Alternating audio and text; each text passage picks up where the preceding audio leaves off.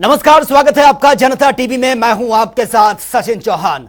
नई संसद का उद्घाटन हो गया है, लेकिन सियासत थमने का नाम नहीं ले रही है। जहां एक तरफ विपक्ष से राष्ट्रपति का अपमान बता रहा है, तो सत्ता पक्ष इसको सही ठहराने में लगा हुआ है। सपा के महासचिव स्वामी प्रसाद मौर्य ने कहा कि संसदीय परंपराओं का उल्लंघन तो बीजेपी इस तरह से कर रही है कि विपक्ष का काम तो सिर्फ मोदी का विरोध करना है। विपक्ष के बाद विरोध करने के अलावा क्या है? जनता ने उनका विरोध कर दिया, सत्ता से दूर कर दिया। और लोकतंत्र है। आज गुलामी की उस लकीर को खत्म मिटा रहे हैं मोदी जी। आज देश के पैसे से, देश की जनता के पैसे से, देश के जनता के भविष्य के लिखने के लिए उस भवन का उद्घाटन हो रहा है। ये हमारे देश के लिए गर्व का विषय है। वो अंग्रेजों के बनाए हुए बिल्डिंग का कम से कम देखा जाए कि अंग्रेजों ने उस काले कानून से इस देश में निषादों को उजाड़ा था। 193 जातियां हैं जिनको रोड पर कर दिया था। आज उस कलंक को मिटाने के लिए हम लोगों ने राजनीति की है। तो आज गर्व का विषय मोदी उद्घाटन। कांग्रेस को सोचना चाहिए, इससे पहले भी उद्घाटन हुए थे। उन्होंने किससे उद्घाटन करा था? जनता के चुनी हुई सरकार है, जनता के लिए है। हम राष्ट्रपति का सम्मान करते हैं संवैधानिक पद में, लेकिन आज चुने हुए जो संवैधानिक पद है वो हमारे मोदी जी हैं, इसलिए जनता उद्घाटन कर रही है मोदी जी के बहाने।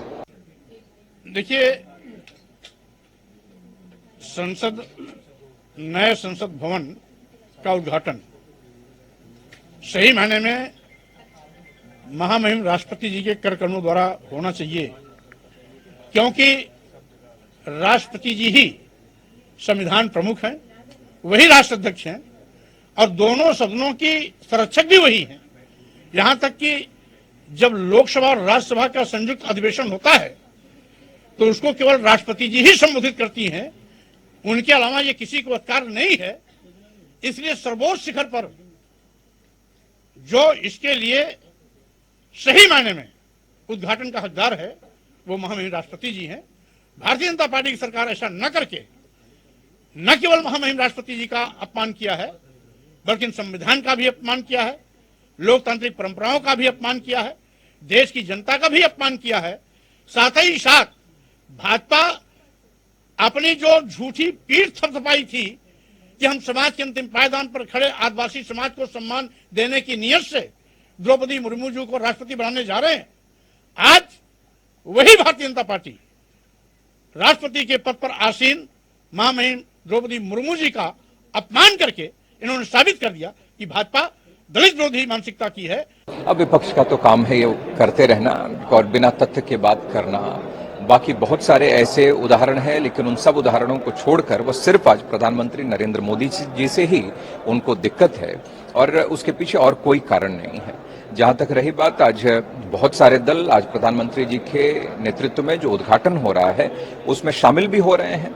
कुछ दल अपना 2024 देखते हुए अपना एक गुट बनाने के प्रयास में आज लगे हुए हैं, इसलिए हर चीज को संसद के उद्घाटन के अवसर को भी वो राजनीति के भेंट चढ़ाना चाहते हैं। सर, समाजवादी पार्टी ने ट्वीट किया है कि सिंगोल राजधानी की स्थापना पूजा में केवल दक्षिण के कट्टरपंथी ब्राह्मणों गुरुओं को बुलाया जाना अत्यंत दुर्भाग्य है। अब इसमें जहां से यह परंपरा जब प्रारंभ हुई थी तो वहां के सभी साधु संत वह सब लोग आज एकत्रित हुए हैं। मुझे लगता है कि सर्व समाजवादी पार्टी या विपक्ष के भी जो कुल मिलाकर जो भारत की अपनी सांस्कृतिक और आध्यात्मिक जो हमारे मूल्य हैं उन सभी से विपक्ष को दिक्कत है।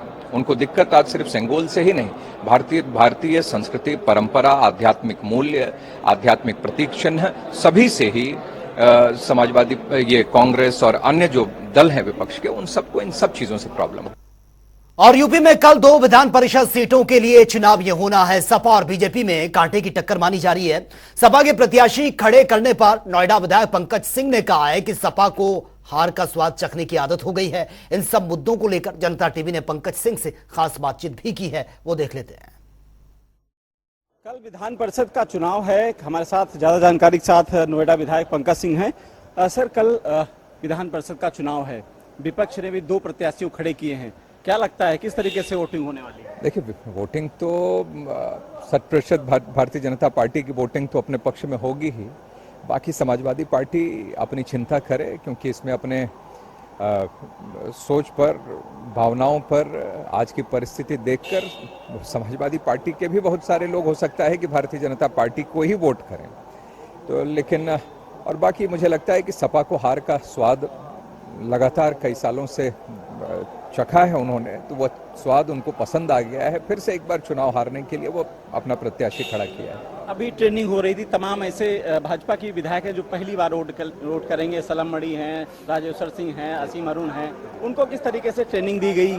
कोई नहीं, सभी लोग समझदार हैं, सब अपनी जिम्मेदारी का निर्वहन कर रहे हैं, लेकिन फिर भी कोई चूक ना हो, कोई गलती ना हो, तो चाहे पहली बार क्यों हो, चाहे 7वीं 8वीं बार क्यों हो, सभी लोग इसमें प्रशिक्षित होकर कल अपने वोट कास्ट करेंगे। छोटे दल भी भाजपा के साथ हैं? सभी भारतीय जनता पार्टी के साथ, सब भारतीय जनता पार्टी के साथ। तो ये पंकज सिंह नोएडा विधायक थे जिनका कहना था कि भारतीय जनता पार्टी के साथ सभी विधायक हैं और समाजवादी पार्टी को हार का स्वाद चखने की आदत पड़ गई है, शायद इसी वजह से इस विधान परिषद के भी चुनाव में 2 प्रत्याशियों को सामने उतार दिया है। जब आशीष के साथ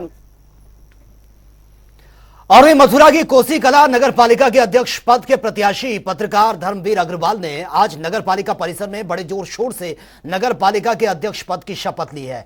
जहां पर एसडीएम ने धर्मवीर अग्रवाल को पद और गोपनीयता की शपथ दिलवाई है, वहीं पालिका के सभी सदस्यों को भी यहां पर शपथ दिलवाई गई है। आपको बता दें, इस दौरान यूपी के कैबिनेट मंत्री चौधरी लक्ष्मी नारायण, विधायक राजेश चायधर्ये और पूर्व सांसद तेजवीर सहित कई बड़े बीजेपी के नेता इसमें शामिल हुए हैं। इस दौरान हमारे संवाददाता ने नगर पालिका के अध्यक्ष धर्मवीर अग्रवाल से खास बातचीत भी की है।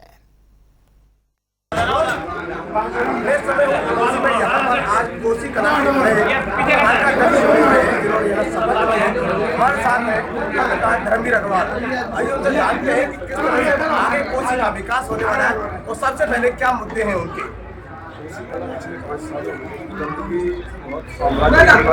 हमारा सबसे पहले अभियान गंदगी से एक महाबाद मौसम आने वाला है। ऐसी स्थिति में हम प्राथमिकता जो है गंदगी से ज़्यादा माना है। साथ ही प्रदेश द्वार प्रदेश का जब आप हरियाणा, दिल्ली, राजस्थान से उत्तर प्रदेश में प्रवेश करते हैं तो हमें उम्मीद है कि माननीय योगी जी की प्राथमिकताओं में कोसी कला है। जिस समय वो चुनावी कैंपेनिंग में आए थे अभी उन्होंने 4 बार कोसी कला का जिक्र किया। उनको लगता है कि कोसी कला में जो इंडस्ट्रियल एरिया आ रहा है उसके लिहाज से और कोसी कला हर दृष्टिकोण से महत्वपूर्ण है उत्तर प्रदेश के लिए। ऐसी स्थिति में हमें उम्मीद है कि जो भी योजनाएं आएंगी उन योजनाओं को प्राथमिकता के साथ कोसी कला में लागू किया जाएगा और हमारे कैबिनेट मिनिस्टर चौधरी लक्ष्मी नारायण जी का उनको आशीर्वाद रहेगा और भारतीय जनता पार्टी के संगठन का प्रत्येक नेता का आशीर्वाद रहेगा क्योंकि कोसी कला सबका प्रिय है और अपना पूरा प्रयास रहेगा दूर का कि हम लोग हर समस्या से निपटारा करते हैं कोसी कला को नया स्थान दें और नया। अभी तक पत्रकार के तौर पे आपने लोगों की सेवा की, अब नगर पालिका के अध्यक्ष के तौर पे आप यहाँ पर हासिल हो गए, उनकी सेवा करेंगे तो कितना बदलाव और कैसा लग रहा है? अभी पिछला जीवन जो मेरा 30-32 साल का गया कोसी कला की हर गली में हर घर में मैं काफी कोसी कला की समस्याओं से वाकिफ। ये मेरा सौभाग्य है कि एक पत्रकारिता की सफल आज मुझे नगर की सेवा करने का मौका जो मिला है। हम इस मौके को एक ऐतिहासिक बनाने का प्रयास करेंगे, पूर्ण रूप में तरीके से जनता की सेवा में कोई नहीं छोड़ेंगे। हम ईश्वर से यही प्रार्थना करते हैं कि उन्होंने वायदे किए हैं चुनावी कैंपेनिंग में उन वादे को एक करके पूरा करना। तो ये जो धर्मवीर पत्रकार जो कि अब कोसी के नए नगर पालिका अध्यक्ष बन गए, उनका साफ कहना है कि समस्या जितनी भी होगी उनका सबका समाधान होगा और सबसे पहले यहाँ की जनता ने जो आशीर्वाद दिया है उनकी समस्याओं का निराकरण कराएंगे। सुरेश सैनी, जनता टीवी, मथुरा, कोसी कला। राजनीति में हर एक वोट सहेजना और हर सीट को जीतने के लिए दम लगाना बीजेपी की चुनावी रणनीति का अहम हिस्सा ये रहा है और इस बल पर विपक्ष के गढ़ तक को बीजेपी ध्वस्त कर चुकी है। बीजेपी 2024 की चुनौती साधने के लिए फिर से सीट टू सीट मार्किंग में जुट गई है।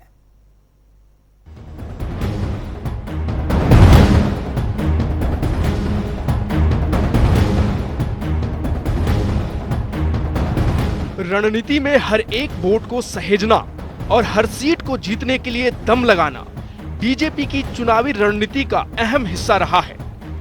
इसके बल पर विपक्ष के गढ़ तक को बीजेपी ध्वस्त कर चुकी है। बीजेपी 2024 की चुनौती साधने के लिए फिर सीट टू सीट मार्किंग में जुट गई है। उम्मीदों के सबसे बड़े केंद्र यूपी में रणनीति को जमीन पर और आक्रामक बनाने के लिए पार्टी ने 80 लोकसभा सीटों को 21 क्लस्टर में बांट दिया है। बीजेपी स्पेशल 21 के जरिए पार्टी चुनावी जमीन को और उपजाऊ बनाने में जुट चुकी है। यूपी में इस समय 80 में 66 सीटों पर काबिज बीजेपी ने 2024 के लिए क्लीन स्वीप का लक्ष्य रखा है। इसलिए हर सीट की मजबूती कमजोरी का जमीनी आकलन करने में बीजेपी जुटी हुई है। हारी सीटों के अलावा नजदीकी मुकाबले में जीती सीटों पर बीजेपी खास तौर पर मेहनत कर रही है। बीजेपी बेहतर करने के साथ अपेक्षाओं उपेक्षाओं को समझने के लिए पार्टी ने हर 2 से 4 लोकसभा क्षेत्रों में केंद्र सरकार या राष्ट्रीय संगठन से एक चेहरा उतारने का फैसला किया है। प्रदेश और स्थानीय स्तर से समन्वय के लिए भी लोग इसके साथ लगाए जाएंगे। भारतीय जनता पार्टी पुनः नरेंद्र मोदी जी को प्रधानमंत्री बनाने के लिए अपनी योजनाओं पे काम कर रही है। हमने 4 लोकसभा सीटों के क्लस्टर बनाए हैं।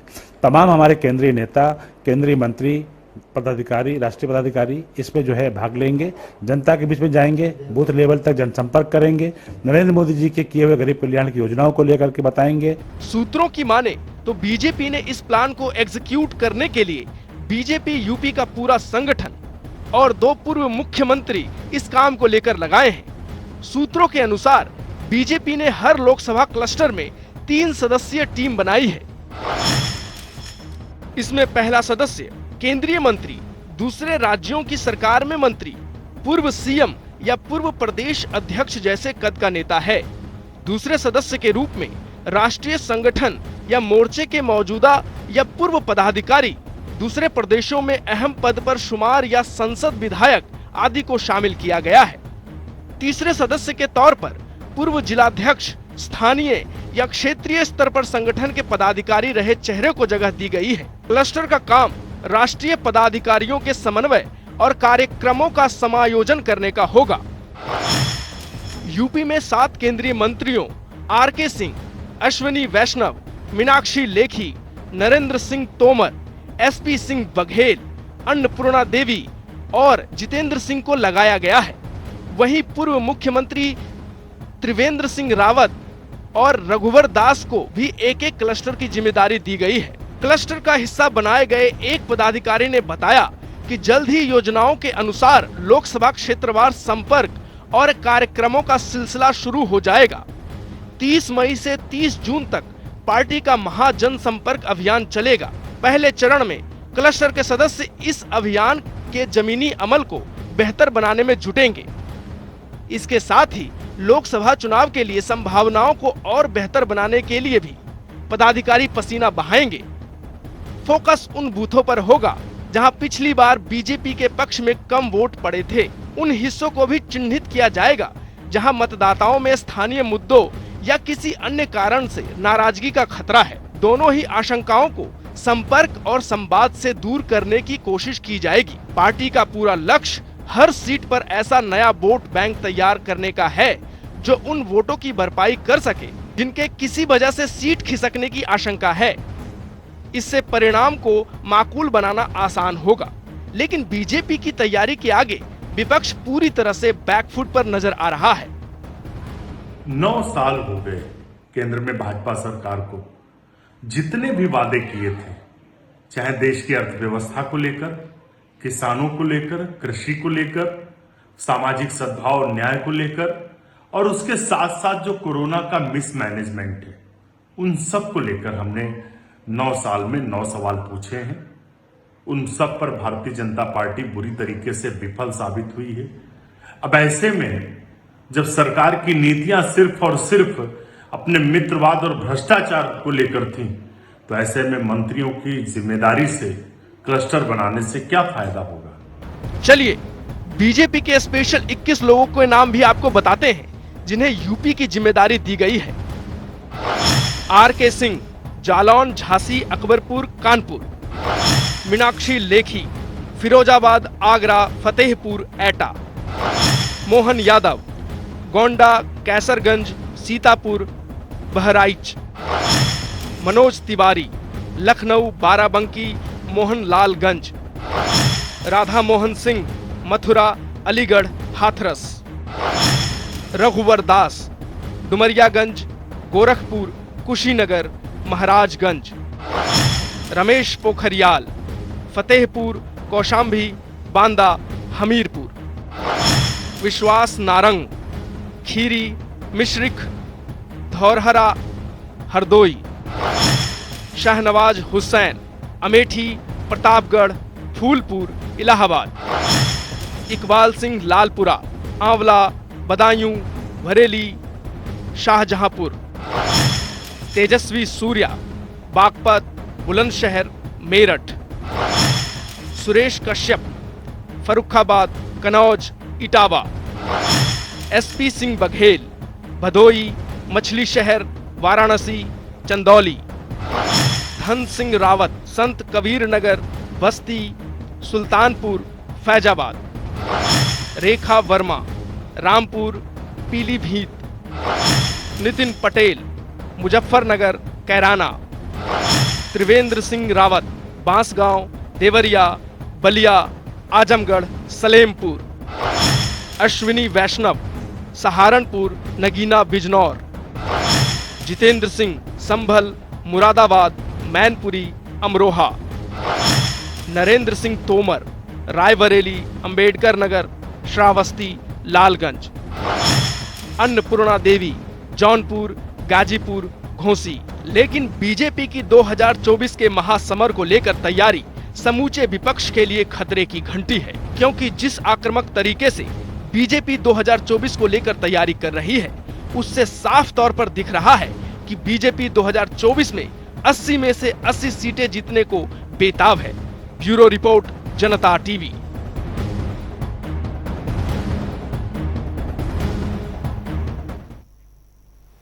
तो चलिए अब बात होगी 4 मिनट में 18 मंडल की।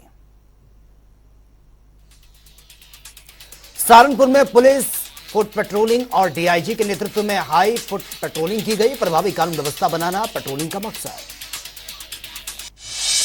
झांसी में 19 लाख की लूट, लुटेरों ने सेल्समैन से लूटे हैं पैसे। मामले की जांच कर रही है पुलिस।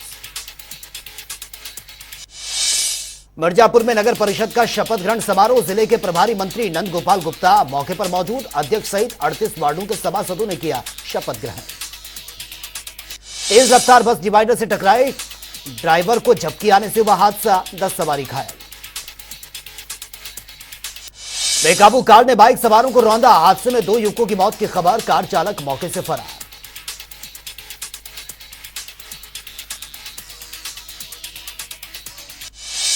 इटावा में तेज आंधी से गिरे हैं तार। 1 दर्जन घरों पर गिरे हैं तार। बाल बाल बची लोगों की जान। सहारनपुर में कार बनी आग का गोला। कार सवार लोग बाल बाल बचे। दमकल की गाड़ियों ने आग को कंट्रोल किया। लड़की को भगाने वाले युवक पर नाराज ग्रामीण। आरोपी को दी है तालिबानी सजा। गले में चप्पल की माला डालकर गांव में घुमाया। Video viral. राजस्व टीम पर दबंगों का हमला। सुरक्षा कर्मी की लाठी डंडों से पिटाई। मामले की जांच में जुटी है पुलिस। सहारनपुर में 3 युवकों और 2 युवतियां गिरफ्तार। पुलिस ने होटल से किया गिरफ्तार। होटल आने से पहले दूसरे सांप्रदायिक के युवक के साथ मारपीट का मामला। कानपुर में नगर पंचायत अध्यक्ष और पार्षदों के शपथ ग्रहण समारोह। मंत्री बेबी रानी मौर्य के साथ कैबिनेट मंत्री राकेश सचान भी कार्यक्रम में रहे मौजूद। मंत्री का दावा, लोकसभा में जीतेंगे 400 सीटें। अलीगढ़ में शादी का झांसा देकर युवती का शोषण। थाने में शिकायत देने के बावजूद नहीं हुई कार्रवाई। युवती ने दी है आत्महत्या की चेतावनी। प्रतापगढ़ में भीषण सड़क हादसा। तेज रफ्तार कार ने बाइक को मारी है टक्कर। हादसे में कार सवार की मौत। बधाई समारोह में हर्ष फायरिंग का प्रयास। अवैध पिस्टल और टाटा सफारी के साथ बदमाश गिरफ्तार। पुलिस को मिला पुरस्कार। मिर्जापुर पुलिस को मिली है बड़ी सफलता। अवैध गांजे के साथ 2 लोगों को किया गिरफ्तार। गांजे की कीमत 7 लाख के आसपास। नई संसद भवन पहुंचा है सेंगोल।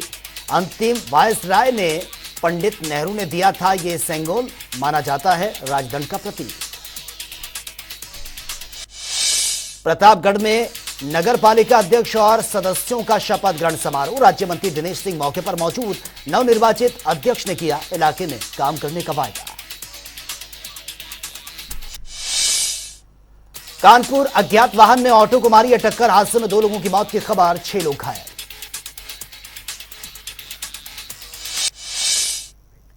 तो फिलहाल इस बुलेटिन में मेरे साथ इतना ही, लेकिन तमाम खबरों के लिए आप बने रहिए जनता टीवी के साथ। नमस्कार।